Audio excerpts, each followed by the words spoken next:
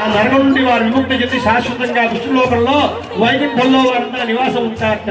అంతేకాకుండా మీ అందరికీ కూడా ఈ కన్యాదానం చేయడం ద్వారా, ఈ కన్యాదానం చూడడం ద్వారా అగ్నిష్టోమ అధిరాంత ఆత్మౌర్యామ శాంతమన రాజపేయ పౌండరీక అశ్వమేధాన్ని శతక్రతువు అంటే 100 క్రతువులు చేస్తే ఎంత గొప్ప ఫలితం వస్తుందో, 100 యజ్ఞ యాగాలు చేస్తే మనకు ఎంత గొప్ప ఫలితం వస్తుందో అంత గొప్ప ఫలితం ఈ కన్యాదానం ద్వారా మనకందరికీ కూడా లభిస్తుందిట. గోవిందా భజండి.